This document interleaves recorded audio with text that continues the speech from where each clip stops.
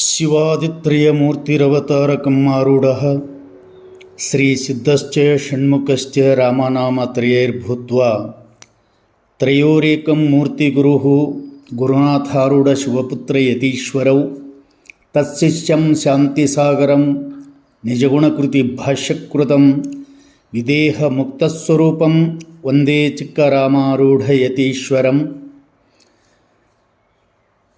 ಸತತಂ ಪದ್ಮದಲಾಶ್ಯಂ ದೇಹತ್ರಯ ವಿಲಕ್ಷಣಂ ಚಿತ್ಸೂರ್ಯವತ್ ಪ್ರಕಾಶತೆ ವಂದೇ ಅಭಿನವಗುರುಂ ತತ್ವಮಸ್ಯಾದ್ಯುಪದೇಶೇನ ಮಮಾತ್ಮ ಕಲ್ಯಾಣಕೃತಂ ಮಮ ದೇಹಸ್ಯ ಮುಖ್ಯಪ್ರಾಣಂ ವಂದೇ ಅಭಿನವಶಿವಪುತ್ರಂ ವಂದೇ ಅಭಿನವಶಿವಪುತ್ರಂ.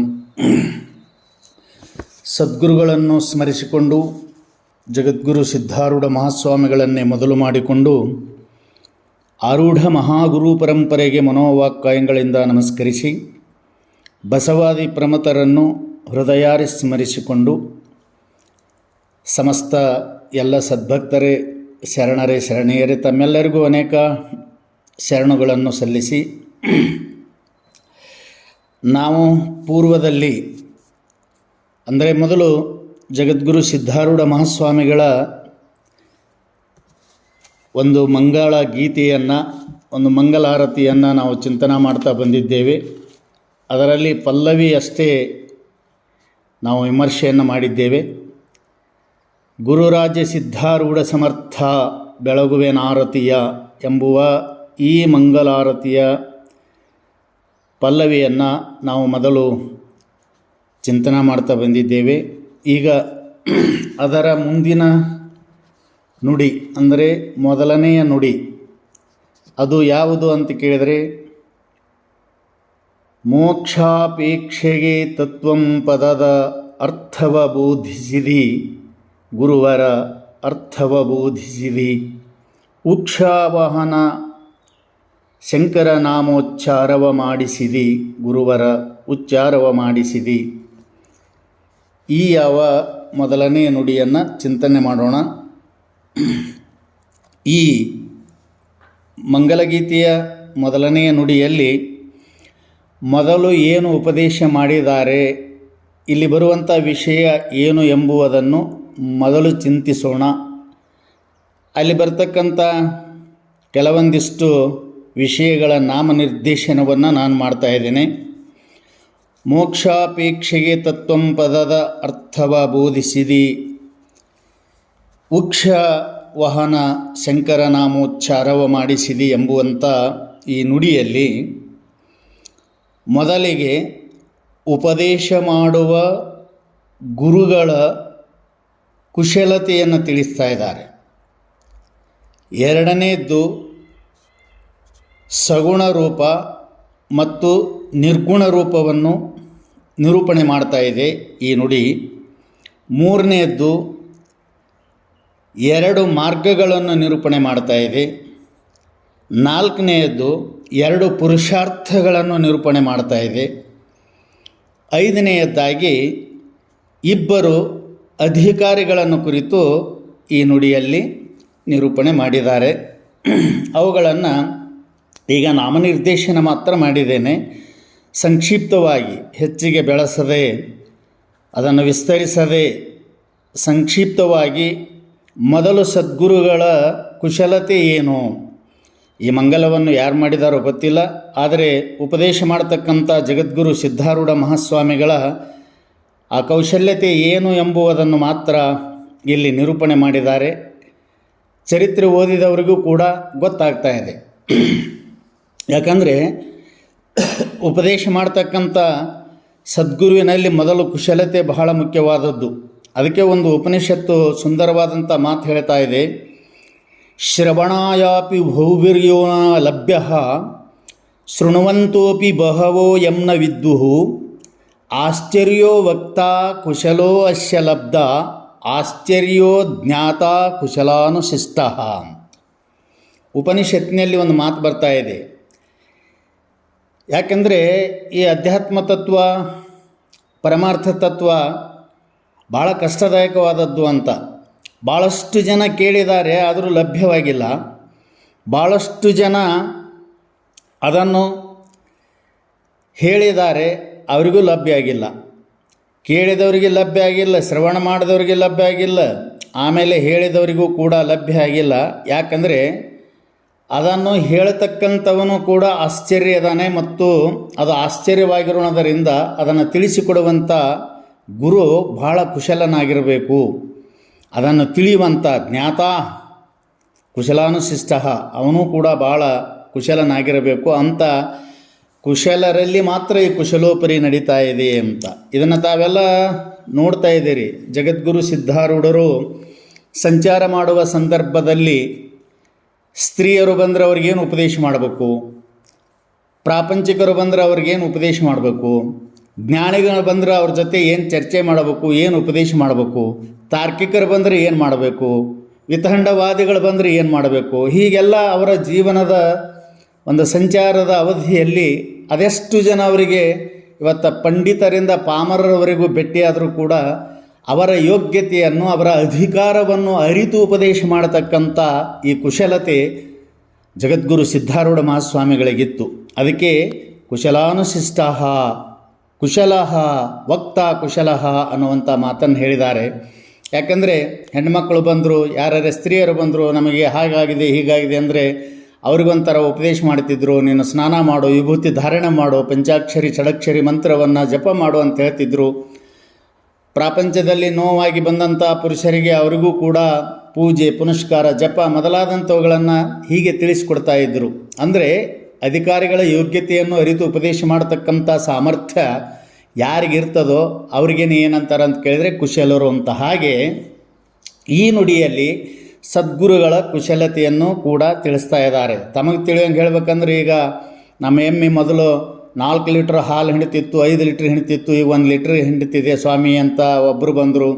ಆಮೇಲೆ ಬೆಣ್ಮಗಳು ನಮ್ಮದೊಂದು ಹಸು ಕರು ಹಾಕಿದೆ, ಕರುವಿಗೆ ಕರ್ಕೊತಾ ಇಲ್ಲ, ನಮಗೂ ಅದು ಕೈ ಹಾಕಿ ಕೊಡ್ತಾ ಇಲ್ಲ, ನಮ್ಮನ್ನ ಕರ್ಕೊಳ್ತಾ ಇಲ್ಲ ಅಂತಂದಾಗ ಅಲ್ಲಿ ಕುಶಲತೆ ಏನು ಅಂತ ಕೇಳಿದರೆ, ಬ್ರಹ್ಮಾಸಿ ಅಂತಂದ್ರೆ ಏನು ಅದಕ್ಕೆ ಅರ್ಥ? ನೀ ಬ್ರಹ್ಮಿದಿ ಅಂತಂದರೆ ಅದು ಕುಶಲತೆ ಅಲ್ಲ. ಅವರ ಅಧಿಕಾರ ಅರಿತು ಅವ್ರು ಏನು ಕೇಳ್ತಾ ಇದ್ದಾರೆ ಅನ್ನೋದು ತಿಳ್ಕೊಂಡು ಅವರಿಗೆ ಸೂಕ್ತವಾದಂಥ ಪರಿಹಾರ ಆಗತಕ್ಕಂಥ ಉಪದೇಶ ಮಾಡಿದರೆ ಅದು ಕುಶಲ. ಹಾಗೆ ಅದನ್ನು ಕೇಳಕ್ಕೆ ಬಂದವರಿಗೆ ಬ್ರಹ್ಮಾಸಿ ಅಂತ ಹೇಳಿದರು. ಜನನ ಮರಣ ರೂಪ ಸಂಸಾರದ ಸಾಗರದಲ್ಲಿ ಈ ಚಕ್ರದಲ್ಲಿ ಬಿದ್ದು ತೊಳಲಾಡಿ ಬಳಲಿ ಬೆಂಡಾಗಿ ಸೋತು ಹೋಗಿ ಇದರಿಂದ ಬಿಡುಗಡೆ ಹೊಂದಬೇಕನ್ನುವಂಥ ಇಚ್ಛೆಯಿಂದ ಕೂಡಿ ಬಂದಂಥ ಒಬ್ಬ ವ್ಯಕ್ತಿ ಅವನು ಬಂದು, ಗುರುದೇವ, ಈ ಸಂಸಾರದ ದುಃಖವನ್ನು ಸಹಿಸಲು ಅಸಾಧ್ಯವಾಗಿದೆ, ಈ ಮಾಯಾ ಪ್ರಪಂಚದ ಬಂಧನದಿಂದ ನನ್ನನ್ನು ಬಿಡುಗಡೆಗೊಳಿಸು ಅಂತ ಕೇಳಿದಾಗ, ನೀವು ಹೋಗಿ ನೀರಾಗ ಮುಳುಗು, 5 ಸಲ ಸ್ನಾನ ಮಾಡು, ಕೈಯೊಳಗಂದು ಏನು ಹಿಡ್ಕೊಂಡು ನೋಡ್ಕೋತ ಕೂಡು, ಆಮೇಲೆ ಮಣಿ ಅಣಸು, ಆಮೇಲೆ ತೀರ್ಥಕ್ಷೇತ್ರಗಳನ್ನು ತಿರುಗಾಡು ಅಂತ ಅವನಿಗೆ ಹೇಳಿದರೆ ಇದು ಕುಶಲತೆ ಅಲ್ಲ. ಅದಕ್ಕೆ ಇಲ್ಲಿ ಈ ನುಡಿಯಲ್ಲಿ ಕುಶಲತೆ, ಸದ್ಗುರುಗಳ ಕುಶಲ ಹೇಗಿದೆ, ಎಷ್ಟು ಕುಶಲರಾಗಿದ್ದಾರೆ ಅನ್ನುವಂಥದ್ದನ್ನು ತಿಳಿಸ್ತದೆ. ಯಾಕಂದ್ರೆ ಹೆಣ್ಮಕ್ಳು ಬಂದವರಿಗೆ ತಗೋ ಲಿಂಬೆ ಹಣ್ಣು ಒಯ್ದ ಎಮ್ಮೆ ಗೂಟಕ್ಕೆ ಕಟ್ಟು, ಕೊರಳಿಗೆ ಕಟ್ಟು, ಈ ಭಸ್ಮ ತಗೋ ಅದಕ್ಕೆ ಹಚ್ಚು ಅಂತ ಹೇಳಿದ್ರೆ ಅದು ಯೋಗ್ಯ ಕುಶಲತೆ. ಇಂಥ ಯಾವ ಸಂಸಾರ ಬಂಧನದಿಂದ ಬಿಡುಗಡೆಯಾಗಬೇಕೆಂದು ಬಂದಂಥ ವ್ಯಕ್ತಿಗೆ ಅವನಿಗೆ ತತ್ವಮಸಿ ಉಪದೇಶವನ್ನು ಮಾಡಿದರೆ ಇದು ಕುಶಲತೆ. ಹೀಗಾಗಿ ಈ ಪದ್ಯದಲ್ಲಿ ಏನು ತಿಳಿಸ್ತಾ ಇದೆ ಅಂತ ಕೇಳಿದರೆ, ಕುಶಲತೆ ಅಂದರೆ ಏನು, ಅದು ಹೇಗಿತ್ತು ಅನ್ನುವಂಥದ್ದನ್ನು ನಿರೂಪಣೆ ಮಾಡ್ತಾ ಇದೆ. ಇನ್ನು ಇಲ್ಲಿ ಸಗುಣ ರೂಪ ಮತ್ತು ನಿರ್ಗುಣ ರೂಪ ಎರಡನೇದ್ದು ಈ ನುಡಿಯಲ್ಲಿ. ಸಗುಣ ಅಂದ್ರೇನು, ನಿರ್ಗುಣ ಅಂದ್ರೇನು ಅನ್ನುವಂಥದ್ದು ತಿಳಿಸಿಕೊಡ್ತಾ ಇದೆ. ಇಲ್ಲಿ ಸಗುಣ ನಿರ್ಗುಣ ರೂಪ ಹೇಗೆ ತಿಳಿಸಿಕೊಡ್ತಾ ಇದೆ ಅಂತ ಕೇಳಿದರೆ, ಅಲ್ಲಿ ಒಂದು ತತ್ವಂ ಪದದ ಅರ್ಥ ಏನೈತಲ್ಲ, ಈ ತತ್ಪದದ ಅರ್ಥ ಮತ್ತು ತ್ವಂಪದದ ಅರ್ಥ ಕೊನೆಯಲ್ಲಿರ್ತಕ್ಕಂಥ ಲಕ್ಷ್ಯಾರ್ಥದಲ್ಲಿ ಬರುವಂಥದ್ದು ನಿರ್ಗುಣ ರೂಪವಾಗಿರುವುದು. ಮುಂದೆ ಉಕ್ಷವಾಹನ ಶಂಕರ ಅಂತೇನು ಕರೀತಾ ಇದ್ದಾರೆ, ಅಲ್ಲೇನು ನಿರೂಪಣೆ ಮಾಡಿದಾರಲ್ಲ ಅದು ಸಗುಣ ರೂಪವಾಗಿರುವುದು. ಇಲ್ಲಿ ಒಂದು ಸಗುಣ ರೂಪವನ್ನು ಮತ್ತು ನಿರ್ಗುಣ ರೂಪವನ್ನು ಹೇಳ್ತಾ ಇದ್ದಾರೆ. ನಿರ್ಗುಣ ಅಂದ್ರೇನು? ತತ್ಪದದ ಲಕ್ಷ್ಯಾರ್ಥ, ತ್ವಂಪದದ ಲಕ್ಷ್ಯಾರ್ಥ ಇವೆರಡೂ ನಿರ್ಗುಣ ಸ್ವರೂಪ, ಅದು ಮುಂದೆ ನೋಡೋಣ. ಆಮೇಲೆ ಉಕ್ಷವಾಹನ ಶಂಕರ ಅಂತಂದರೆ ಅದು ಸಗುಣ ರೂಪ. ಹೀಗೆ ಈ ನುಡಿಯಲ್ಲಿ ಒಂದು ಸಗುಣ ಮತ್ತು ನಿರ್ಗುಣ ರೂಪವನ್ನು ನಿರೂಪಣೆ ಮಾಡಿದ್ದಾರೆ. ಆಮೇಲೆ 2 ಮಾರ್ಗಗಳನ್ನು ಈ ನುಡಿ ತಿಳಿಸ್ತಾ ಇದೆ. ಆ 2 ಮಾರ್ಗಗಳು ಯಾವುವು ಅಂತ ಕೇಳಿದರೆ, ಒಂದು ಶ್ರೇಯ ಮಾರ್ಗ, ಇನ್ನೊಂದು ಪ್ರೇಯ ಮಾರ್ಗ.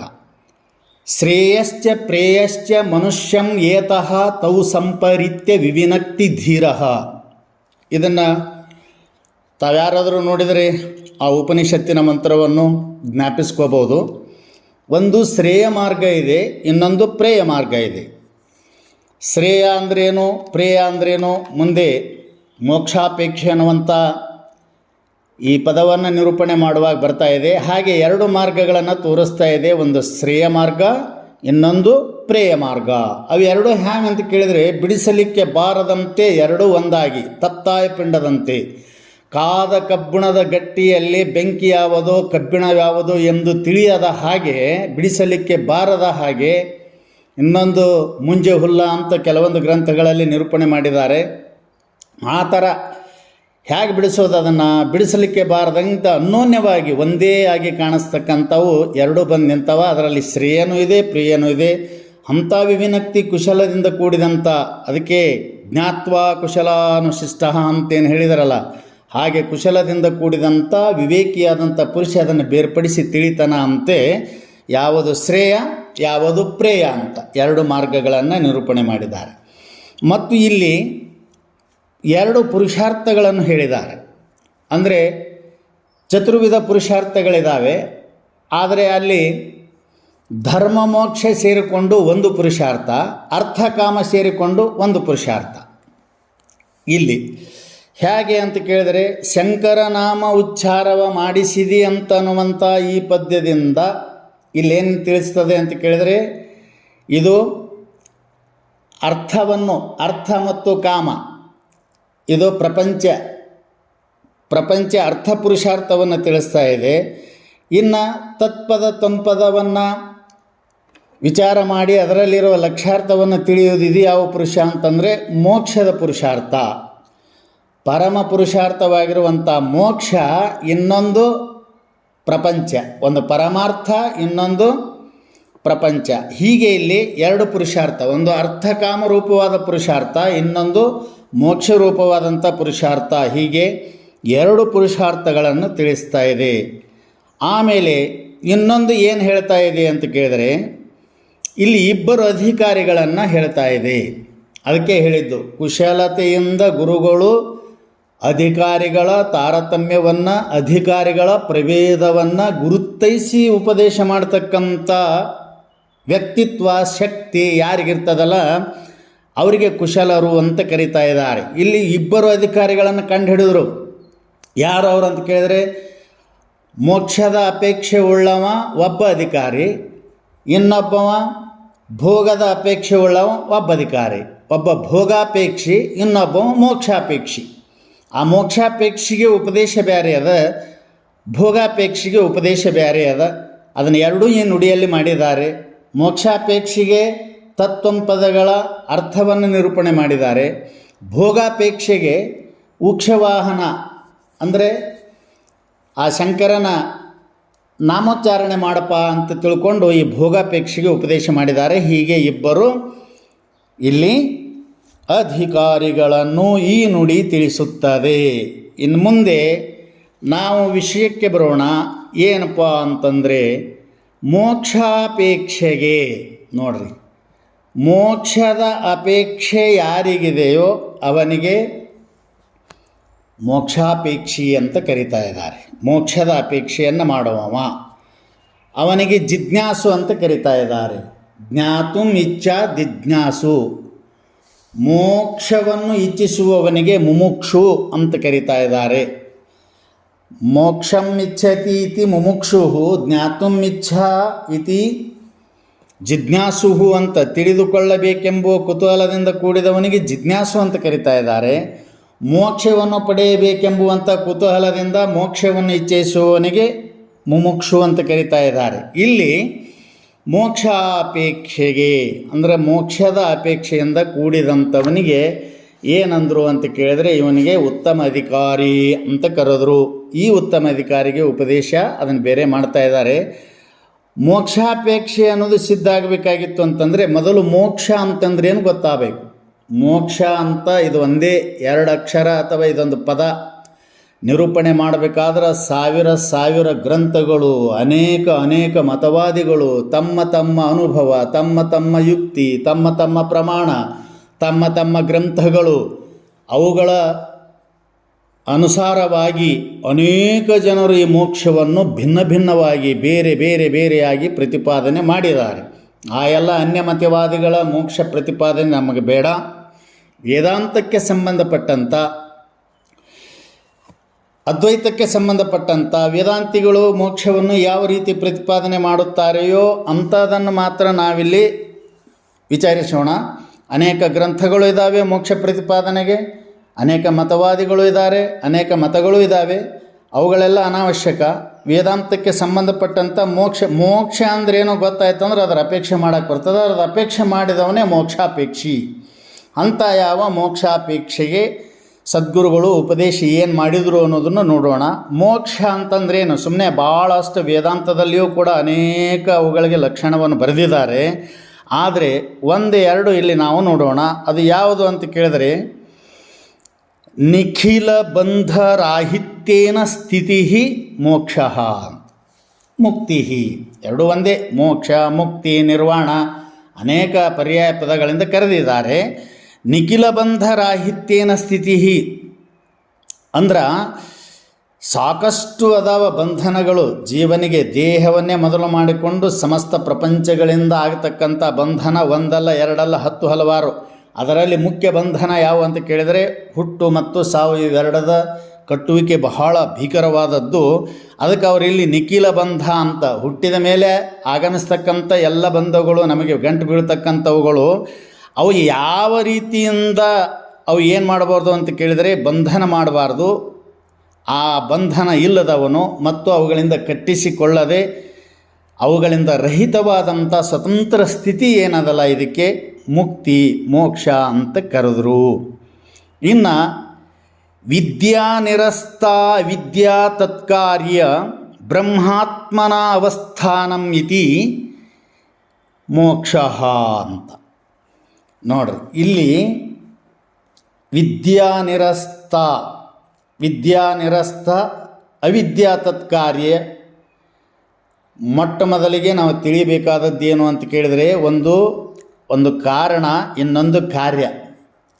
ಕಾರ್ಯ ಯಾವುದು ಅಂತಂದರೆ, ಸಕಲ ದೇಹವನ್ನೇ ಮೊದಲು ಮಾಡಿಕೊಂಡು ತೋರುವಂಥ ಈ ಸಮಸ್ತ ಪ್ರಪಂಚ ಏನದಲ್ಲ, ಇದು ಕಾರ್ಯ. ಇದು ಯಾವುದು ಅಂತಂದ್ರೆ ಅವಿದ್ಯಾ ಕಾರ್ಯ. ಇದು ಅವಿದ್ಯಾ ಕಾರ್ಯ. ಕಾರಣ ಅವಿದ್ಯೆ ಎಂಬುವ ಈ ಯಾವ ಕಾರಣದಿಂದ ದೇಹವನ್ನೇ ಮೊದಲು ಮಾಡಿಕೊಂಡು ತೋರತಕ್ಕಂಥ ಈ ಎಲ್ಲ ಸಕಲ ಪ್ರಪಂಚ ಇದು ಕಾರ್ಯ.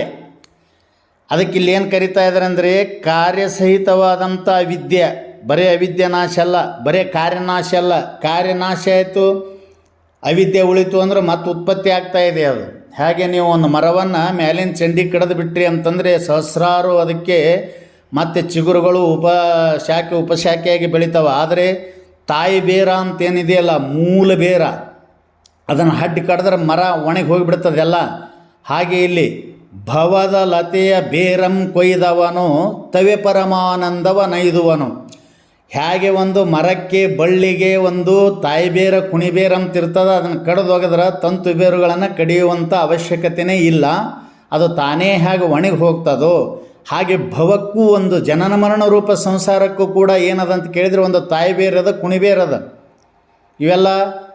ಇವೇನು ಹೆಂಡತಿ ಮಕ್ಕಳು ಹೊಲ ಮನೆ ಸಾಲ ರೋಗ ರುಜಿನೆ ಹಾಗೆ ಹೀಗೆ ಶ್ರೀಮಂತಿಕೆ ಬಡತನ ಮಾನ ಅಪಮಾನ ಸ್ತುತಿ ನಿಂದೆ ಇವು ತಂತು ಬೇರ, ಸೈಡ್ ಬೇರುಗಳು. ಇವು ಈ ಭವದ ಲತೆಗೆ, ಈ ಮರಕ್ಕೆ ಬೇರೆ ಯಾವುದು ಅಂತ ಕೇಳಿದರೆ ಒಂದು ಅವಿದ್ಯಾರೂಪವಾದಂಥ ಒಂದು ಬೇರಿದೆ, ಅದು ಕಾರಣ ರೂಪವಾದದ್ದು. ಅದನ್ನು ತೆಗೆದು ಒಗೆದ್ರೆ ಅವಾಗ ಏನಾಗ್ತಂತ ಕೇಳಿದರೆ, ಹೇಗೆ ಆ ಬೇರು ತೆಗೆದಾಗ ಮರ ಸಹಿತವಾಗಿ ಅದು ನಾಶ ಆಗ್ತದೋ ಹಾಗೆ ಕಾರ್ಯ ಪ್ರಪಂಚ ಸಹಿತವಾಗಿ ನಾಶವಾಗಬೇಕು.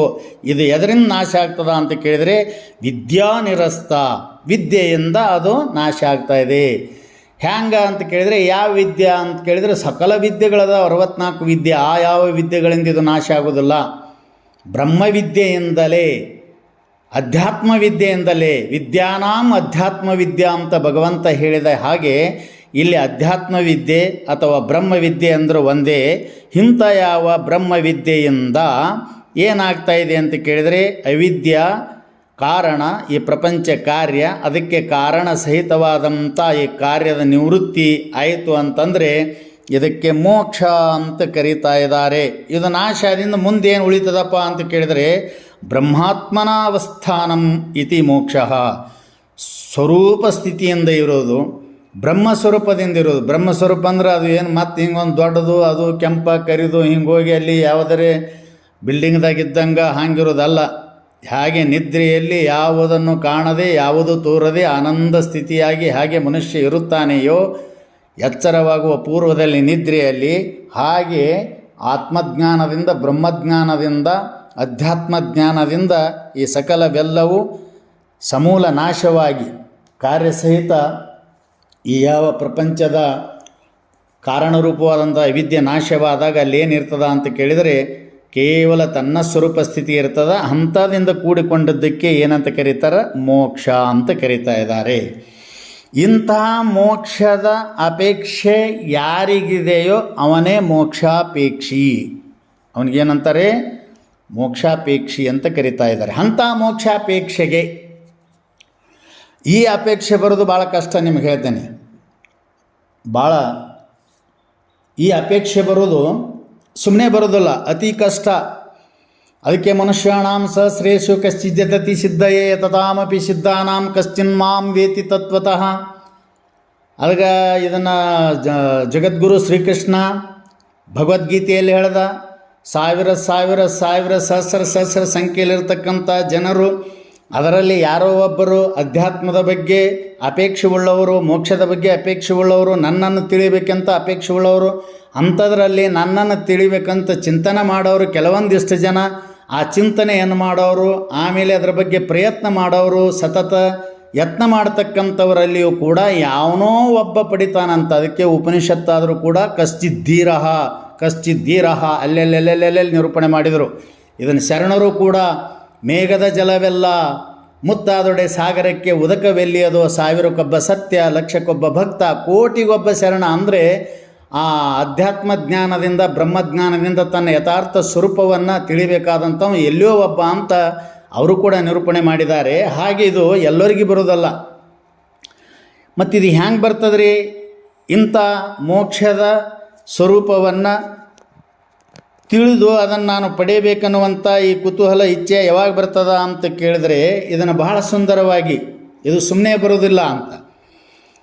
ಯಾರ್ಯಾರೋ ಬಂತು, ಒಬ್ಬೊಬ್ಬರಿಗೆ ನಚಿಕೇತನಿಗೆ ಬಂತು, ಶ್ವೇತಕೇತನಿಗೆ ಬಂತು, ಮೈತ್ರಿಗೆ ಬಂತು, ಹೀಗೆ ಕೈ ಬೆರಳು ಮಾಡಿ ಎಣಸಷ್ಟು ಜನ ಅವರೆಲ್ಲ ಸುಖದಿಂದ ಕೂಡಿಕೊಂಡು ಸಮಸ್ತ ಎಲ್ಲ ಭಾಗ್ಯ ಎಲ್ಲದರಿಂದ ಕೂಡಿಕೊಂಡಿದ್ರು. ಭೋಗಿತ್ತು, ಭಾಗ್ಯ ಇತ್ತು, ಯಾವುದೋ ಕುಂದು ಕೊರತೆಗಳು ಇಲ್ಲದೂ ಕೂಡ ಅಂಥವ್ರಿಗೆ ಇದು ಬಂತಲ್ಲ. ಯಾಕೆ ಬಂತು ಅಂತ ಕೇಳಿದರೆ ಅದನ್ನೇ ಯಾಜ್ಞವಲ್ಕ್ಯರು ಮೈತ್ರಿಗೆ ಹೇಳಿದ್ದನ್ನು ಶ್ರೀಮನ್ ನಿಜಗೊಂಡರು ಒಂದು ಕಡೆ ಬಹಳ ಸುಂದರವಾಗಿ ನಿರೂಪಣೆ ಮಾಡ್ತಾ ಇದ್ದಾರೆ. ಈ ಮೋಕ್ಷದ ಅಪೇಕ್ಷೆ ಯಾರಿಗೆ ಬರ್ತದ ಅಂತ. ಇದನೊಮ್ಮೆ ಕೇಳಿ ತಿಳಿದೊಡವನೀ ಲೋಕದುದಯಾದಿ ಬಳಿಕಿಂದು ಪರ್ಯಂತ ವದವಿತಾನೆಸಗಿದ ಅಖಿಳ ಪುಣ್ಯತತಿ ಫಲಿಸಿದುದಿಂತು ಪೆರತಿಲ್ಲವೆನೆ ಪೇಳುವೆ. ಅದ್ಭುತವಾದಂಥ ಮಾತು.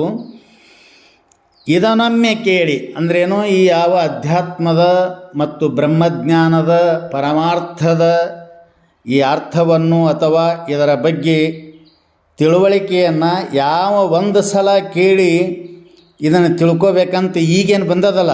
ಈಗ ಮೈತ್ರಿ ಬಂದು ಗುರುದೇವ ನಾನಾರು, ನನ್ನ ನಿಜ ಏನು, ಈ ಜನನ ಮರಣ ರೂಪ ಸಂಸಾರ ಯಾಕೆ ಬಂತು, ಈ ಹುಟ್ಟು ಸಾವುಗಳಂದ್ರೇನು, ಇದರಿಂದ ಬಿಡುಗಡೆ ಆಗ್ಲಿಕ್ಕೆ ಬರ್ತದೋ ಇಲ್ಲೋ ಅಂತ ಇದನ್ನೇನು ಒಮ್ಮೆ ಕೇಳಲಿಕ್ಕೆ ಸದ್ಗುರುಗಳಲ್ಲಿ ಬಂದಾರಲ್ಲ. ಇಂಥ ಬಂದವರು ಹ್ಯಾಂಗೆ ಬಂದಾರಂತ ಕೇಳಿದರೆ ಅವರು ಇದನ್ನು ಒಮ್ಮೆ ಕೇಳಿ ಇದರ ಸ್ಥಿತಿ ಏನು, ಇದರ ಗತಿ ಏನು, ನಾ ಮುಕ್ತಿ ಆಗಬೇಕಾದ್ರೆ ಏನು ಮಾಡಬೇಕು ಅಂತ ಇಷ್ಟೇ ಕೇಳಲಿಕ್ಕೆ ಇವರು ಬಂದಾರಂದ್ರೆ ಸುಮ್ಮನೆ ಬಂದಿಲ್ಲ ಅಂತವರು. ಈ ಅಪೇಕ್ಷೆ ಅವ್ರಿಗೆ ಯಾಕಾಗಿದೆ ಅಂದರೆ ಮೋಕ್ಷವನ್ನು ಪಡೆಯಬೇಕೆಂಬ ಅಪೇಕ್ಷೆ ಅವ್ರಿಗೆ ಯಾಕೆ ಬಂದಿದೆ ಅಂತಂದರೆ ಅದನ್ನು ಮುಂದೆ ಹೇಳ್ತಾ ಇದ್ದಾರೆ.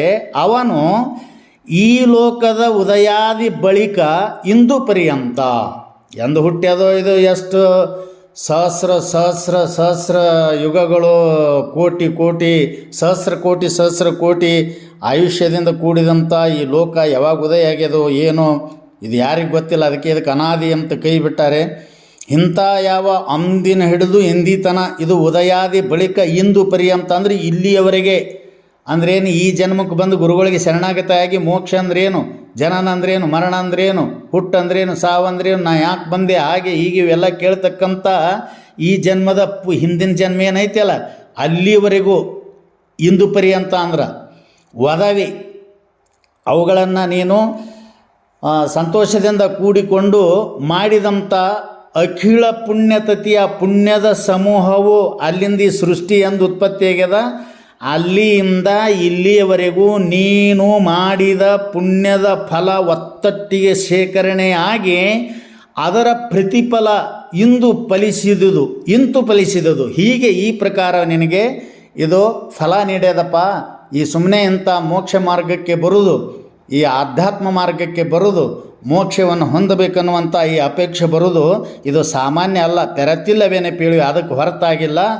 ಟೋಟಲಿ ಈ ಜಗತ್ತೆಂದು ಉತ್ಪತ್ತಿಯಾಗ್ಯದ ಅಂದಿನಿಂದ ಇಂದಿಯವರೆಗೂ ನೀನು ಮಾಡಿದಂಥ ಪುಣ್ಯದ ಸಮೂಹ ಒತ್ತಟ್ಟಿಗೆ ಸೇರ್ಯದಂತ ತಿಳ್ಕೊಂಡು ಅಷ್ಟು ಸ್ಟ್ರಾಂಗ್ ಆಗ್ಯದ, ಅದು ಗಟ್ಟಿಯಾಗಿ ನೀನು ಈ ಕಡೆ ಬಂದಿ ಅಂಥೇಳಿ ಇದು ಆಗ್ತದ. ಅದಕ್ಕೆ ನೋಡ್ರಿ, ಜನ್ಮಾಂತರಗಳಲ್ಲಿ ಮಾಡಿದಂಥ ಪ್ರಯತ್ನಪೂರ್ವಕವಾಗಿ ಮಾಡಿದಂಥ ನಿಷ್ಕಾಮ ಕರ್ಮದ ಪುಣ್ಯದ ಫಲ ಒತ್ತಟ್ಟಿಗೆ ಸೇರಿದರೆ ಏನಾಗ್ತದೆ ಅಂತ ಕೇಳಿದರೆ ಮೋಕ್ಷವನ್ನು ಪಡಿಬೇಕಂತ ಅಪೇಕ್ಷೆ ಎಲ್ಲೋ ಒಬ್ಬರಿಗೆ ಇಂಥ ಪುಣ್ಯಾತ್ಮರಿಗೆ ಹುಡ್ತಾ ಇದೆ, ಅಂಥ ಮೋಕ್ಷದ ಅಪೇಕ್ಷೆ.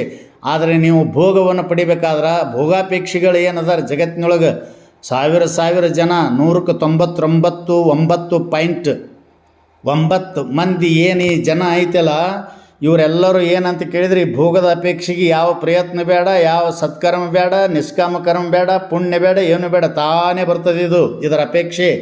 ಎಲ್ಲರಿಗೆ ಹುಟ್ಟಿದ ತಕ್ಷಣ ಭೂಮಿಗೆ ಬಿದ್ದ ಮಗು ಮೊಲೆ ಕುಡಿಬೇಕು ಅನ್ನುವಂಥ ಇಚ್ಛೆ ಅದಕ್ಕೆ ಹೆಂಗೆ ಉತ್ಪತ್ತಿ ಆಗ್ತದೋ ಹಾಗೆ ಇದರ ಮೇಲಿಂದ ಪ್ರತಿಯೊಂದು ಈ ಎಲ್ಲ ಅಪೇಕ್ಷೆಗಳು ತಾನೇ ಉತ್ಪತ್ತಿ ಆಗ್ತವೆ, ಇದಕ್ಕೆ ಪ್ರಯತ್ನ ಇಲ್ಲ. ಹಾಗೆ ಇಂಥ ಮೋಕ್ಷಾಪೇಕ್ಷೆಗೆ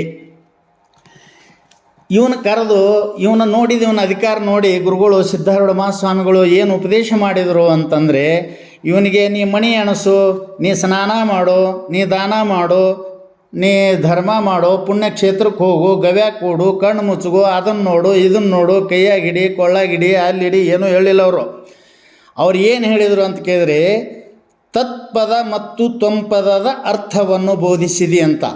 ತತ್ವಂಪದದ ಅರ್ಥವ ಬೋಧಿಸಿದಿ. ಇಂಥ ಒಬ್ಬ ಯೋಗ್ಯ ಉತ್ತಮ ಅಧಿಕಾರಿಗೆ ಏನು ಬೋಧಿಸದ ಅಂತ ಕೇಳಿದರೆ, ತತ್ಪದ ಅಂದ್ರೇನು, ಆ ತತ್ಪದದ ವಾಚಾರ್ಥ ಏನು, ತತ್ಪದದ ಲಕ್ಷ್ಯಾರ್ಥ ಏನು, ತ್ವಂಪದದ ವಾಚಾರ್ಥವೇನು, ತ್ವಂಪದದ ಲಕ್ಷ್ಯಾರ್ಥವೇನು ಅಂತ ಇವುಗಳ ವಾಚ್ಯ ಭಾಗವನ್ನು ಲಕ್ಷ್ಯ ಭಾಗವನ್ನು ತಿಳಿಸಿ ಆ ವಾಚ್ಯ ಭಾಗವನ್ನು ತ್ಯಾಗ ಮಾಡಿದಾಗ ಉಳಿಯತಕ್ಕಂಥ ಎರಡೂ ಪದದಲ್ಲಿ ಇರುವ ಲಕ್ಷ್ಯ ಭಾಗವೇ ಅಸಿಪದ, ಅದುವೇ ನಿವೃತ್ತಿ ಅಂತ ಉಪದೇಶ ಮಾಡಿದರಲ್ಲ, ಆವಾಗ ಆ ಗುರುಗಳು ಕುಶಲರು ಅಂಥ ಉಪದೇಶವನ್ನು ಕೇಳಿದ ಉತ್ತಮ ಅಧಿಕಾರಿ ಶಿಷ್ಯ ಏನಾಗ್ತಾ ಇದ್ದಾನೆ ಅಂತ ಕೇಳಿದರೆ ಸಿದ್ಧ ಆಗ್ತಾ ಇದ್ದಾನೆ ಅವನು. ಅದಕ್ಕಾಗಿ ಇಲ್ಲಿ ಮೊದಲು ತತ್ಪದ ಅಂತಂದರೆ ಏನು ನೋಡ್ರಿ. ತತ್ಪದಕ್ಕೆ ಅರ್ಥ ಅದು ಅಥವಾ ಆ ಅಂತ ಇಷ್ಟೇ. ಅದಕ್ಕೆ ತತ್ ಅಂದ್ರೆ ಅದು ಅಂದ್ರೆ ಏನು ಅಂತ ಕೇಳಿದರೆ, ಅದು ಅಂತಂದ್ರೆ ಅದು ಎಲ್ಲೋ ನಿನ್ನಿಂದ ಬೇರೆ ಒಂದು ಐತಿ ಅಂತ ಎಲ್ಲರೂ ಮ್ಯಾಲ ಕೈ ಮಾಡ್ತಾರೆ. ಅದು ಅಂತಂದ್ರೆ ಪರಮಾತ್ಮ, ಅವನೇ ನೋಡ್ಕೋಬೇಕು, ಅದೇ ನೋಡಬೇಕು ಅಂತ ಎಲ್ಲರೂ ಮ್ಯಾಗ ಕೈ ಮಾಡ್ತಾರಲ್ಲ, ಅಂದ್ರೆ ಅದು ನಿನಗಿಂತಲೂ ಭಿನ್ನವಾಗಿರ್ತಕ್ಕಂಥ ಯಾವುದೋ ಒಂದು ಅನಂತ ಶಕ್ತಿಯಿಂದ ಕೂಡಿದಂಥ ಅದೊಂದು ದೇವತಾ ಶಕ್ತಿ, ಅದೊಂದು ದೇವರ ಪರಮಾತ್ಮ. ಹಿಂಗೆ ಅದಕ್ಕೆ ಆ ಪದಕ್ಕೆ ಅರ್ಥ ವಾಚಾರ್ಥ ಏನು ಅಂತ ಕೇಳಿದರೆ ತತ್ಪದದ ವಾಚಾರ್ಥ, ತತ್ಪದದ ಅರ್ಥ ಅದಕ್ಕೆ ವಾಚಾರ್ಥ ನೋಡಿದಾಗ ಅದು ಪರಮಾತ್ಮ ಅಂತ ಅನ್ನೋದು ಗೊತ್ತಾಕತಿ ನಮಗೆ. ಹೆಂಗಪ್ಪ ಅಂತ ಕೇಳಿದರೆ ತತ್ಪದದ ವಾಚ್ಯದ ಅರ್ಥವನ್ನು ಮೊದಲು ತಿಳಿಬೇಕದು. ಅದೇನಿಲ್ಲ ಸುಮ್ಮನೆ ಇದಕ್ಕೆಲ್ಲ ತತ್ವಮಸಿ ಮಹಾವಾಕ್ಯಕ್ಕೆ ದೊಡ್ಡ ಗ್ರಂಥದ ಚಾಂದೋಗ್ಯೋಪನಿಷತ್ತಿನಲ್ಲಿ ಶ್ವೇತಕೇತುನಿಗೆ ಉದ್ದಾಲಕರು 9 ಸಲ ಸಾತತ್ವಮಸಿ ಶ್ವೇತಕೇತು ಅಂತ ತಿಳ್ಕೊಂಡು ಅಲ್ಲಿ ಭಾಳ ಸುಂದರವಾಗಿ ಉಪದೇಶ ಮಾಡಿದ್ದಾರೆ. ದೊಡ್ಡ ಗ್ರಂಥಗಳು ಇದನ್ನು ಭಾಳ ಕಡೆ ಬಹಳ ನಿರೂಪಣೆ ಮಾಡಿದ್ದಾರೆ. ಭಾಳ ಅರ್ಥಪೂರ್ಣವಾದದ್ದು ಮತ್ತು ಅಷ್ಟೇ ಗಂಭೀರವಾದದ್ದು, ಅಷ್ಟೇ ಕಠಿಣವಾದದ್ದು. ಸುಮ್ಮನೆ ಈ ಸಂದರ್ಭದಲ್ಲಿ ನಾವು ತಿಳಿಯಲಿಕ್ಕೆ ಇದು ತತ್ ಅಂದರೆ ಅದು, ಅದು ಅಂದರೆ ಯಾವುದು? ಪರಮಾತ್ಮ. ಅದಕ್ಕೊಂದು ವಾಚಾರ್ಥ ಇದೆ. ಏನಪ್ಪ ವಾಚಾರ್ಥ ಅಂತ ಕೇಳಿದರೆ ನೋಡ್ರಿ, ಆ ಪರಮಾತ್ಮ ಹೇಗಿದ್ದಾನೆ ಅಂತ ಕೇಳಿದರೆ, ಸಮಸ್ತವಾದಂಥ ಈ ನಮ್ಮ ಕಣ್ಣಿಗೆ ತೋರ್ತಕ್ಕಂಥ ಈ ಪ್ರಕೃತಿ ಇದು ಹೆಂಗದಂತ ಕೇಳಿದರೆ ತ್ರಿಗುಣಾತ್ಮಕವಾದಂಥ ಪ್ರಕೃತಿ, ಸತ್ವ ಮತ್ತು ರಜ ತಾಮಸ ರೂಪವಾದಂಥ ತ್ರಿಗುಣಾತ್ಮಕ ಸಾಮ್ಯವಾದಂಥ ಈ ಪ್ರಕೃತಿಯ ಉಪಾಧಿಯಿಂದ ಕೂಡಿದವನಾಗಿ ಅವ ಹೆಂಗದನಂದ್ರೆ ಈ ಪ್ರಕೃತಿ ಉಪಾಧಿಯಿಂದ ಕೂಡಿಕೊಂಡು ಅವನಲ್ಲಿ ಒಂದಿಷ್ಟು ಗುಣಗಳದಾವ. ಸಕಲ ಕರ್ತೃತ್ವ, ಸರ್ವಜ್ಞತ್ವ, ಈಶತ್ವ, ಅನೇಕ ದಶಕಲ್ಯಾಣಕಾರಕ ವಿಶೇಷವಾದಂಥ ಗುಣಗಳು. ಅಂದರೆ ಜೀವನಲ್ಲಿ ಇರಲಾರ್ದಂಥ ಅನೇಕ ಏಕಕಾಲದಲ್ಲಿ ಎಲ್ಲವನ್ನು ಮಾಡತಕ್ಕಂಥ ಅನಂತ ಶಕ್ತಿಯಿಂದ ಕೂಡಿದಂಥ ಅನಂತ ಕಲ್ಯಾಣಕಾರಕ ಗುಣಗಳಿಂದ ಕೂಡಿಕೊಂಡನಲ್ಲ, ಹೀಗೆ ತ್ರಿಗುಣಾತ್ಮಕ ರೂಪವಾದಂಥ ಪ್ರಕೃತಿ ಉಪಾಧಿಯಿಂದ ಕೂಡಿಕೊಂಡವನಾಗಿ ಈ ಅನೇಕ ಗುಣಗಳದವಲ್ಲ ಉತ್ತಮೋತ್ತಮ, ಇವು ಯಾರಿಗೂ ಇಲ್ಲದಂಥ ಇಂಥ ಗುಣಗಳಿಂದ ಕೂಡಿಕೊಂಡಂಥವನಾಗಿ ಮುಂದೇನಾಗ್ಯಾನ ಅಂತ ಕೇಳಿದರೆ ಎಲ್ಲದಕ್ಕೂ ಕಾರಣಗ್ಯಾನ. ಇವೆಲ್ಲವುಗಳಿಂದ ಕೂಡಿಕೊಂಡು ಎಲ್ಲದಕ್ಕೆ ಪ್ರಪಂಚದಲ್ಲಿ ತೇನ ವಿನ ತೃಣಮಪಿ ನ ಚಲತೆ, ಯಾವನ ಕೃಪೆ ಇಲ್ಲದೆ ಯಾವನ ಆಜ್ಞೆ ಇಲ್ಲದೆ ಈ ಜಗತ್ತಿನಲ್ಲಿರೋ ಒಂದು ಹುಲ್ಲು ಕಡ್ಡಿಯೂ ಕೂಡ ಅಳಗಾಡೋದಿಲ್ಲೋ ಅಂಥ ಒಂದು ಶಕ್ತಿ ಅದು ಈಶ ಶಕ್ತಿ. ಅಂಥ ಎಲ್ಲದಕ್ಕೂ ಕಾರಣ ಆಗಿ ಇದು ನಡಿಬೇಕು, ಇದು ನಿಲ್ಲಬೇಕು, ಇದು ಹೋಗಬೇಕು, ಯಾವ ಸಂದರ್ಭದಲ್ಲಿ ಜನನ ಮರಣ ಆಗು ಹೋಗೋದಲ್ಲಿ ಬಡತನ ಯಾರಿಗೂ ಕೊಡದೆ ತನ್ನ ಅಧೀನದಲ್ಲಿಟ್ಟುಕೊಂಡು ನಡ್ತಕ್ಕಂಥ ಸರ್ವಂ ಜಾನಾತಿ ಸರ್ವಜ್ಞ, ಎಲ್ಲವನ್ನು ಬಲ್ಲಂಥವನು ಅವನು ಸರ್ವಜ್ಞ, ಅಂಥವನು ಇದಕ್ಕೆಲ್ಲದಕ್ಕೂ ಕಾರಣ ಆಗಿ ಆ ಕಾರ್ಯರೂಪವಾದದ್ದು ಏನಾದರೂ ವಿನಾಶ ಆಯಿತು, ಅದು ಬಿತ್ತು ಒಡಿತು ಕೆಟ್ಟಿತು ಅಂತಂದರೆ ಅದರ ವಿಕಾರ ಅವನಿಗೊಂದಿಷ್ಟು ಇಲ್ಲ. ಅವ ಹೆಂಗದಾನ? ನಿರ್ವಿಕಾರನೇ ಅದಾನ. ವಿಕೃತಿ ರೂಪವಾದಂಥ ಈ ಸಕಲ ಪ್ರಪಂಚಕ್ಕೆ ಕಾರಣ ಅದಾನ ಮತ್ತು ನಿರ್ವಿಕಾರ ರೂಪವಾಗಿದಾನ, ವಿಕಾರ ರಹಿತವಾಗಿದಾನ. ಮತ್ತು ಹೆಂಗದಾನ ಅಂತ ಕೇಳಿದರೆ ಅಲ್ಲಿ ಆಗು ಹೋಗಗಳಲ್ಲಿ ಸುಖ ದುಃಖಗಳು ಅವನಿಗೆ ಸಂಬಂಧ ಇಲ್ಲ, ಸದಾ ಆನಂದ ರೂಪವಾಗಿರ್ತಾನಲ್ಲ, ಇವನೇ ಯಾರು ಅಂತ ಕೇಳಿದರೆ ಪರಮಾತ್ಮ. ಇಂಥ ಯಾವ ಪರಮಾತ್ಮನೇ ತತ್ಪದದ ವಾಚಾರ್ಥ ಅಂತ ತಿಳ್ಕೋಬೇಕು. ಇದು ತತ್ವಂ ಪದದ ಅರ್ಥವ ಬೋಧಿಸಿದಿ ಅಂತೇನು ಬಂದದಲ್ಲ, ಅಲ್ಲಿ ತತ್ಪದದ ವಾಚಾರ್ಥ ಇದೆ. ಸಾಕಷ್ಟೇ, ಇಷ್ಟು ತಿಳಿದ್ರೆ ಸಾಕು. ಇನ್ನು ತತ್ಪದ ಎಂಬುದಕ್ಕೊಂದು ಲಕ್ಷ್ಯಾರ್ಥ ಇರ್ತದೆ. ವಾಚಾರ್ಥ ಅಂದ್ರೇನು, ಲಕ್ಷ್ಯಾರ್ಥ ಅಂದ್ರೇನು, ಮತ್ತು ಬೇರೆ ಬೇರೆ ಅವಕ್ಕೆ ಲಕ್ಷಣ ಅವು ಅದಾವ. ಸುಮ್ಮನೆ ಇಲ್ಲಿ ಎಷ್ಟು ಬಂದದ ಅಷ್ಟೇ ವಿಚಾರ ಮಾಡೋಣ. ಇನ್ನು ತತ್ಪದ ವಾಚಾರ್ಥ ಮುಗಿತು. ಇನ್ನು ತತ್ಪದದ ಲಕ್ಷ್ಯಾರ್ಥ ಅದು ಹೆಂಗದ ಅಂತ ಕೇಳಿದರೆ ಅವನಿಗೆ ಯಾವುದೇ ಒಂದು ದೃಷ್ಟಾಂತ ಕೊಡೋಕೆ ಬರೋದಿಲ್ಲ. ಅವ ಯಾವುದರ ಆಶ್ರಯದಲ್ಲಿ ಇಲ್ಲ, ಅದು ಚೇತನ. ಅದರ ಆಶ್ರಯದಲ್ಲಿಯೇ ಎಲ್ಲವೂ ಆಶ್ರಯ ಪಡ್ಕೊಂಡದ. ಅವ ನಿರಾಶ್ರಯ ಐತೆ, ಅದು ಚೇತನ. ಅವ ಮತ್ತು ಇದು ಅಂತ ಏನು ಅನ್ನಕ್ಕೆ ಬರೋದಿಲ್ಲ. ಅದು ಅಂದೇವಂದ್ರೆ ಅದು ನಪುಂಸಕ, ಅವ ಅಂದವಂದ್ರೆ ಅದು ಪುಲ್ಲಿಂಗ, ಹಿಂಗೆಲ್ಲ ಆಗ್ತದೆ. ಅದು ಯಾವುದು ಲಿಂಗನೂ ಇಲ್ಲ, ಏನಿಲ್ಲ, ಅದಕ್ಕೆ ನಾಮಿಲ್ಲ, ರೂಪಿಲ್ಲ. ಸುಮ್ಮ ತಿಳಿಸ್ಕೊಡ್ಲಕ್ಕೆ ಅದು ಅವ ಇವ ಅಂತ ಅನ್ನೋದು ಅಷ್ಟೇ. ಅದು ಹೆಂಗಿದೆ ಅಂತ ಕೇಳಿದರೆ ದೃಷ್ಟಾಂತರಹಿತವಾಗಿದೆ, ಯಾವುದರ ಆಶ್ರಯವನ್ನು ಪಡ್ಕೊಂಡಿಲ್ಲ ಮತ್ತು ಯಾವುದೆಲ್ಲವೂ ನಾಶವಾಗಿ ಹೋದರೂ ಅದು ನಾಶ ಹೊಂದದೇ ಇರತಕ್ಕಂಥ ಅಬಾಧ್ಯ ಸ್ವರೂಪವಾಗಿದೆ. ಆಮೇಲೆ ಅದು ನಿರ್ಲೇಪವಾಗಿದೆ. ಮತ್ತೇನಾಗಿದೆ ಅಂತ ಕೇಳಿದರೆ ಯಾವುದರದ್ದು ಆವರಣ ಅದಕ್ಕಿಲ್ಲ, ನಿರಾವರಣವಾಗಿದೆ. ಅದನ್ನು ಮುಚ್ಚಿ ಹಾಕ್ತಕ್ಕಂಥ ವಸ್ತುನೇ ಮತ್ತೊಂದಿಲ್ಲ. ಈಗ ಎಲ್ಲ ವಸ್ತುಗಳು ಒಂದೊಂದು ಆವರಣದಿಂದ ಕೂಡ್ಯಾವ, ಅದು ನಿರಾವರಣದ. ಅಂಥ ನಿರಾವರಣ ಸ್ವರೂಪವಾಗಿರುವ ಯಾವ ಉಪಾಧಿರಹಿತವಾಗಿರುವ ನಿರವಚ್ಛಿನ್ನ ಚೇತನ, ನಿರುಪಾಧಿ ಚೇತನ, ಇಂಥ ಯಾವ ಉಪಾಧಿರಹಿತವಾದದ್ದು ಮತ್ತು ಅದಕ್ಕೆ ಮಾಯದ ಕಾಳಿಕೆ ಅದನ್ನು ಹೊಂದುವುದಿಲ್ಲ. ಅದು ಅತ್ಯಂತ ನಿರಂಜನ ಸ್ವರೂಪದ ರಂಜನಾತ್ಮಕವಾದಂಥ ಈ ಮಾಯೆ ಅದಕ್ಕೇನೂ ಮಾಡೋಕ್ಕೆ ಬರುವುದಿಲ್ಲ. ಅಂಥ ಯಾವ ಮಾಯಾರಹಿತನವಾದದ್ದು, ಅದಕ್ಕೆ ಆಕಾರವಿಲ್ಲದಂಥದ್ದು, ಅತ್ಯಧಿಕವಾದದ್ದು, ಘನಗಂಭೀರವಾದದ್ದು, ಯಾವ ದೋಷ ಇಲ್ಲದಂಥದ್ದು. ಮತ್ತಿನ್ನು ಅನೇಕ ತತ್ವಗಳದ, 25 ತತ್ವ, 5 ತತ್ವ, 25 ತತ್ವ, 100 ತತ್ವ, 101 ತತ್ವ, ಅನೇಕ ಸಾವಿರ ತತ್ವಗಳನ್ನೇನು ಮಾಡ್ಯಾರಲ್ಲ, ಈ ಯಾವ ತತ್ವಗಳನ್ನು ಅದು ಒಳಗೊಂಡಿದ್ದಲ್ಲ. ಈ ತತ್ವಗಳಿಗೆ ಬೇರೆಯಾಗಿದ್ದದು ತತ್ವ, ಈ ತತ್ವಗಳಿಗೆ ಅತೀತವಾಗಿರುವಂಥದ್ದು. ಅಂಥದಕ್ಕೆ ಏನಂತ ಕೇಳ್ತಾರೆ, ಅದಕ್ಕೆ ಉಪಾಧಿಯಿಂದ ಕೂಡಿದಂಥ ಯಾವ ಪರಮಾತ್ಮ ಅದು ಸಗುಣ ಬ್ರಹ್ಮ, ಅದು ವಾಚಾರ್ಥ. ಇದು ಹೆಂಗದ ಅಂತ ಕೇಳಿದರೆ ನಿರ್ಗುಣ ಪರಬ್ರಹ್ಮ ಅಂತ. ಈ ಯಾವ ಪರಬ್ರಹ್ಮ ಆಕಾರ ಇಲ್ಲದಂಥ ನಿರಾಕಾರವಾದಂಥ ಸದಾ ಆನಂದವಾಗಿರುವ ಮತ್ತು ನಿರಂಜನವಾಗಿರುವ ಯಾವುದಕ್ಕೂ ಒಳಗಾಗತಕ್ಕಂಥ ಇರುವುದು ಯಾವುದು ಅಂತ ಕೇಳಿದರೆ ಇದೇ ಪರಬ್ರಹ್ಮ. ಈ ಯಾವ ತತ್ಪದದ ಲಕ್ಷ್ಯಾರ್ಥ ನೋಡಿ, ಅದು ಇದಕ್ಕೇನು ಅನ್ನಬೇಕು? ತತ್ಪದದ ಲಕ್ಷ್ಯಾರ್ಥ. ಅದಕ್ಕೆ ತ್ವಂಪದದ ಅರ್ಥವನ್ನು ಬೋಧಿಸಿದಿ ಅಂತ. ಇನ್ನು ಮುಂದೇನು ಹೇಳ್ತಾರಪ್ಪ ಅಂತ ಕೇಳಿದರೆ, ಈಗ ತ್ವಂಪದ ಅಂದ್ರೆ ಏನು ಅಂತಂದ್ರೆ, ತ್ವಮ್ ಅಂದ್ರೆ ನೀನು, ಅದಕ್ಕೆ ಸಂಸ್ಕೃತದಲ್ಲಿ ಅರ್ಥ. ತ್ವಮ್ ಅಂದ್ರೆ ಏನು ಅಂತ ಕೇಳಿದರೆ ನೀನು ಅಂತ. ನೀನು ಅನ್ನುವಂಥ ಪದಕ್ಕೆ ಅದಕ್ಕೂ ಒಂದು ಏನದ ಅಂತ ಕೇಳಿದರೆ ಒಂದು ಇದು ಅದ, ವಾಚಾರ್ಥದ ಒಂದು ಲಕ್ಷ್ಯಾರ್ಥ ಅದ. ಮತ್ತು ತ್ವಂಪದದ ವಾಚಾರ್ಥ ಏನು ಅಂತಂದ್ರೆ ಇದಕ್ಕೂ ಭಾಳಷ್ಟು ಅವೆಲ್ಲ ಭಾಗತ್ಯಾಗ ಲಕ್ಷಣ, ಆಮೇಲೆ ಬಿಟ್ಟ ಲಕ್ಷಣ, ಬಿಡದ ಲಕ್ಷಣ, ಜಯತ್ ಲಕ್ಷಣ, ಅಜಯತ್ ಲಕ್ಷಣ ಅಂತ ಇದನ್ನು ಹೇಳುವಾಗ ಭಾಳ ಕಡೆ ನಿರೂಪಣೆ ಮಾಡ್ಯಾರ. ಅವೆಲ್ಲ ಬೇಡ ಸುಮ್ಮನೆ.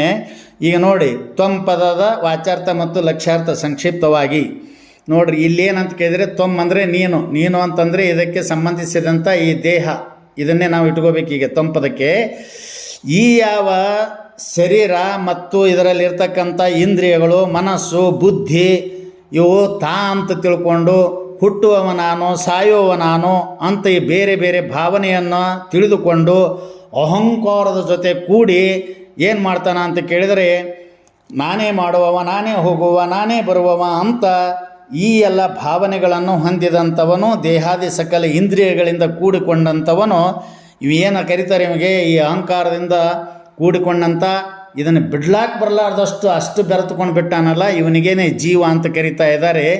ಇಂಥ ಯಾವ ಜೀವ ಏನದನಲ್ಲ ಇವನು ತ್ವಂಪದದ ವಾಚಾರ್ಥ ಇವ. ಇಷ್ಟೇ, ಮತ್ತೇನಿಲ್ಲ. ಈ ಯಾವ ತ್ವಂಪದದ ವಾಚಾರ್ಥ. ಇನ್ನು ತ್ವಂಪದಕ್ಕೆ ಲಕ್ಷ್ಯಾರ್ಥ ಹೆಂಗೆ? ತತ್ಪದಕ್ಕೆ ವಾಚಾರ್ಥ ಪರಮಾತ್ಮ ಸಗುಣರೂಪ ಬ್ರಹ್ಮ, ಹಾಗೆ ಇಲ್ಲಿ ತ್ವಂಪದಕ್ಕೆ ಲಕ್ಷ್ಯಾರ್ಥ ಇದೆ ಒಂದು.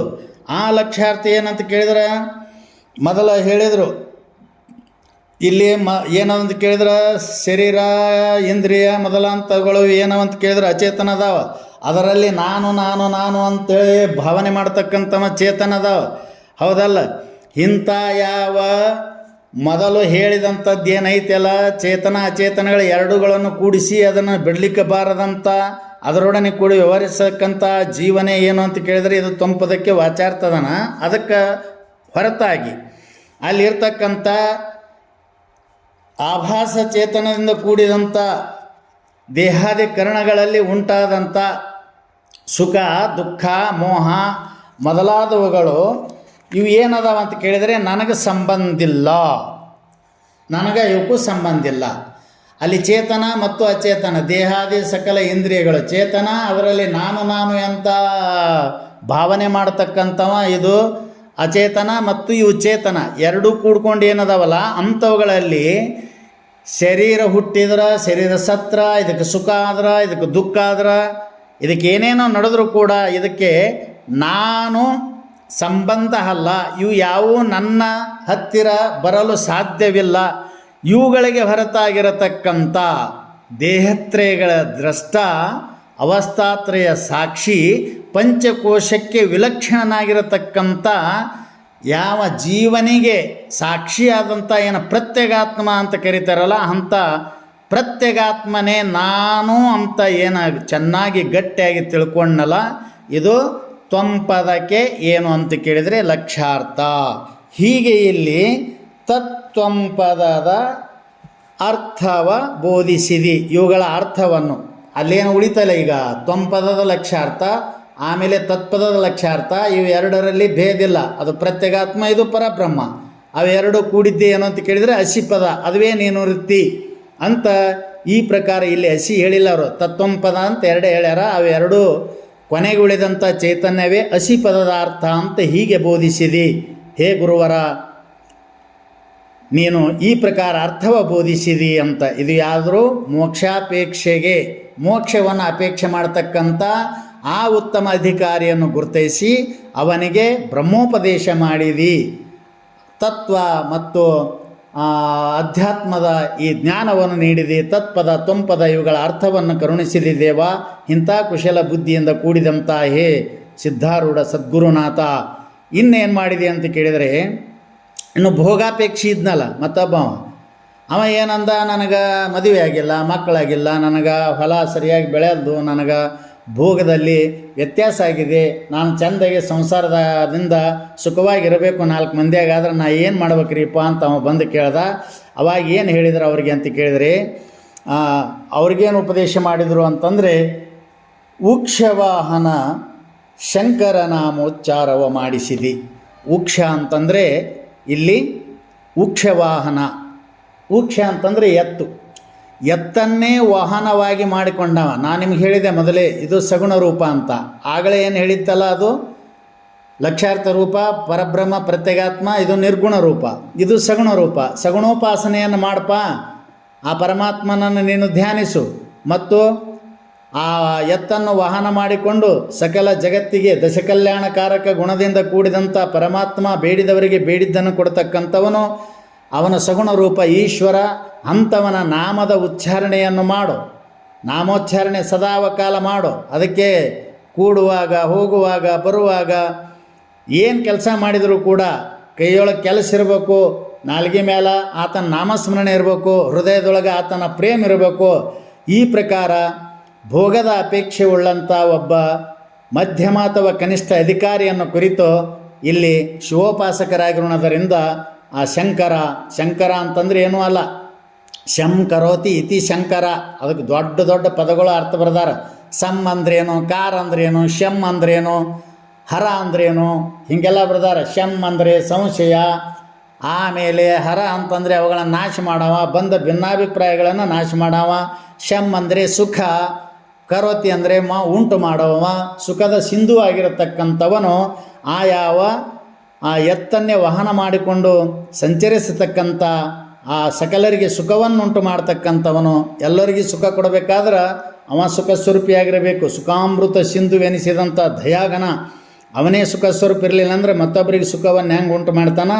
ಹಾಗೆ ಇಲ್ಲಿ ಶಂಕರ ಅಂತ, ಅದಕ್ಕೆ ಇನ್ನೊಂದು, ಅದಕ್ಕೆ ಸಂಕಾರ ಅಂತ ಕೇಳಿದರೆ ಅದಕ್ಕೆ ಒಂದು ನೀಲಬಣ್ಣನವಂತ ಒಂದು ಕಡೆ ಬರೆದಿದ್ದಾರೆ. ಹಾಗೆ ನೀಲಬಣ್ಣದಿಂದ ಕೂಡಿದಾನೆ ಶಂಕರ ಅಂತ ಅದನ್ನು ತಿಳಿಸಿದ್ದಾರೆ. ಹೀಗೆ ಆ ಶಂಕರನ ನಾಮವನ್ನು ಉಚ್ಚಾರ ಮಾಡಿಸಿದೆ ಹೇ ಗುರುವರ, ಗುರುಗಳಲ್ಲಿ ಶ್ರೇಷ್ಠನಾದಂಥವ ಹೇ ಸದ್ಗುರು ಸಿದ್ಧಾರೂಢ. ಹೀಗೆ ನೀನು ಆ ಸಮಸ್ತ ಜಗತ್ತಿನಲ್ಲಿರುವ ಅಧಿಕಾರಿಗಳನ್ನು ಕುರಿತು ಅವರಿಗೆ ಉಪದೇಶ ಮಾಡತಕ್ಕಂಥ ಸಾಮರ್ಥ್ಯ ನಿನ್ನಲ್ಲಿದೆ, ನೀನು ಕುಶಲಾದಿ ಅಂತ ತಿಳ್ಕೊಂಡು ಈ ಪ್ರಕಾರ ಗುರುರಾಜ್ಯ ಸಿದ್ಧಾರೂಢ ಸಮರ್ಥ ಬೆಳಗುವೆನಾರುತಿಯ ಅಂತ ತಿಳ್ಕೊಂಡು ಈ ಮಂಗಲ ಪದ್ಯದ 1ನೇ ನುಡಿ ಮೋಕ್ಷಾಪೇಕ್ಷೆಗೆ ತತ್ವಂ ಪದದ ಅರ್ಥವ ಬೋಧಿಸಿದಿ. ಉಕ್ಷವಾಹನ ಶಂಕರನಾಮೋಚ್ಚಾರವ ಮಾಡಿಸಿದಿ. ಭೋಗಾಪೇಕ್ಷೆಗೆ ಅದನ್ನು ಮಾಡಿದಿ, ಮೋಕ್ಷಾಪೇಕ್ಷೆಗೆ ಇದನ್ನು ಮಾಡಿದಿ. ಹೇ ಸದ್ಗುರುನಾಥ, ನಿನಗೆ ಜಯ ಜಯಕಾರವಿರಲಿ ಅಂತ ತಿಳಿದು ಈ ಯಾವ ಮಂಗಲಗೀತೆಯ 1ನೇ ನುಡಿಯನ್ನು ಇಲ್ಲಿಗೆ ಮಂಗಲ ಮಾಡೋಣ. ಹರ ಓಂ ತತ್ಸತ್ ಪರಬ್ರಹ್ಮಣೇ ನಮಃ.